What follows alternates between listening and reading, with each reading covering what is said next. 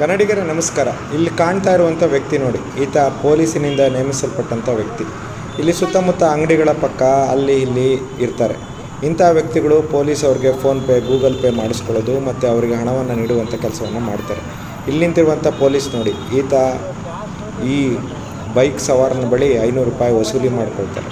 ಈ ಲೈಸೆನ್ಸ್ ಇಲ್ಲದೆ ದರೋಡೆ ಮಾಡೋದು, ಲೈಸೆನ್ಸ್ ಇಲ್ಲದೆ ರೌಡಿಗಳಾಗಿರೋದು ಈ ಪೊಲೀಸ್ಗಳು. ಇಂಥ ಪೊಲೀಸ್ಗಳ ಮೇಲೆ ಯಾವ ಕ್ರಮಗಳನ್ನು ಕೈಗೊಳ್ತಾರೆ ಅಂತ ಪೊಲೀಸ್ ಇಲಾಖೆಯವರು ತಿಳಿಸ್ಬೇಕು.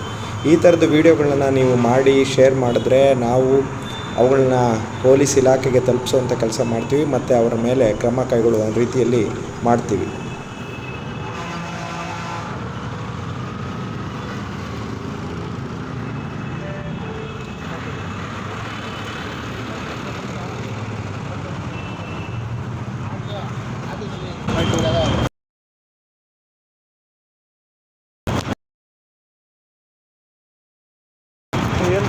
ಸ್ಟೇಷನ್ ಹಾಕಲ್ಲ ಬಂದೆ 5,000 ಅಂತ ಇನ್ಸೂರೆನ್ಸ್ಗೆ.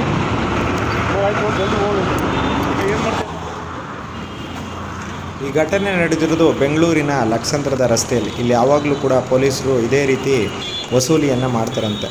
ಲೈಸೆನ್ಸ್ ಇಟ್ಕೊಂಡು ವಸೂಲಿ ಮಾಡೋದು, ದರೋಡೆ ಮಾಡೋದು, ಲೂಟಿ ಮಾಡೋದು, ರೌಡಿಸಮ್ ಮಾಡೋದು ಪೊಲೀಸವರ ಈಗ ಸೌಜನ್ಯಯುತವಾದ ನಡವಳಿಕೆ ಅಂತ ಜನಜನಿತ ಆಗ್ತಾ ಇದೆ. ಹಾಗಾಗಿ ಇಂಥ ಇಲಾಖೆಯನ್ನು ಸರಿದಾರಿಗೆ ತರೋದು ನಿಮ್ಮೆಲ್ಲರ ಕರ್ತವ್ಯ.